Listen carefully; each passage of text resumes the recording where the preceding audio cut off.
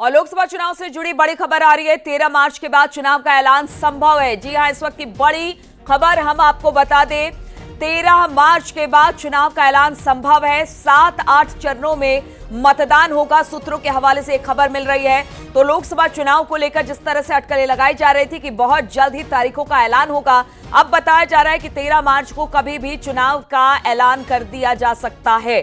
सूत्रों के हवाले से खबर है कि जो चुनाव के चरण होंगे वो करीब 7-8 चरणों में चुनाव होगा, यानी मतदान होगा। 13 तारीख के बाद कभी भी चुनाव का ऐलान हो सकता है। चुनाव के ऐलान के साथ ही आचार संहिता लागू हो जाएगी। और इसी पर बातचीत करने के लिए अनूप गुप्ता इस वक्त हमारे साथ जुड़ गए हैं। अनूप, क्या खबर मिल रही है इसे लेकर?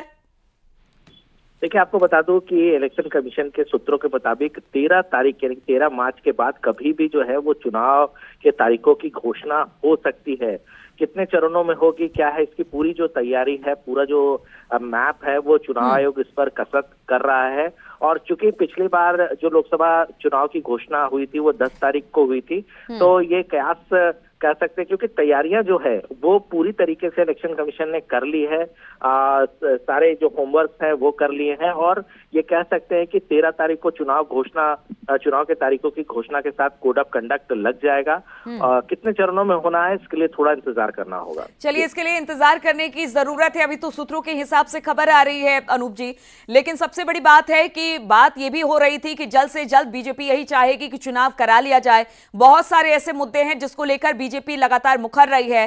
तेजी से उनका एक तरह से कह लीजिए कि आगे बढ़ के वो अपने संगठन को साधने की कोशिश कर रही है। उन्होंने अलग अलग जगहों पर जिम्मेदारी दे दी है। इधर सीट बंटवारे को लेकर अगर विपक्ष इंडी गठबंधन की बात की जाए तो वहां पर भी कवायद तेज हो गई है।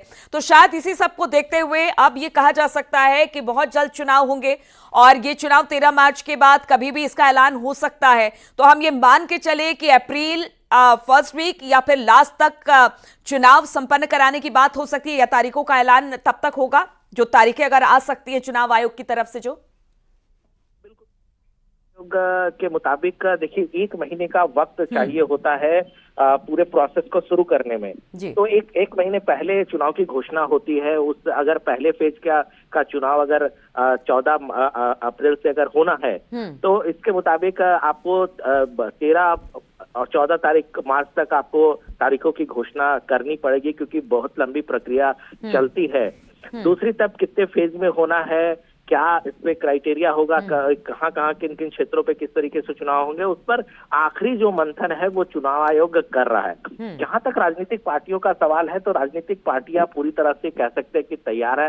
जिस तरह से आपने देखा कि इंडिया अलायंस भी धीरे धीरे कांग्रेस और दूसरी जो उनके सहयोगी पार्टियां हैं उनके तरफ से जो सीटों का तालमेल है वो बिठाया जा रहा है। दूसरी तरफ बीजेपी जो केंद्र में भी अभी सत्ता में है, तो अपने तरीके से इनकी भी तैयारियां जो है पुख्ता है और सभी को इंतजार है कि कोड ऑफ कंडक्ट लगे और उसके बाद औपचारिक रूप से वो चुनाव पे जाए। और सभी को इंतजार भी है चुनाव आयोग पर कि कब वो चुनाव के तारीखों की घोषणा करती है, चुनाव आयोग की तरफ से किया जाता है। ठीक है।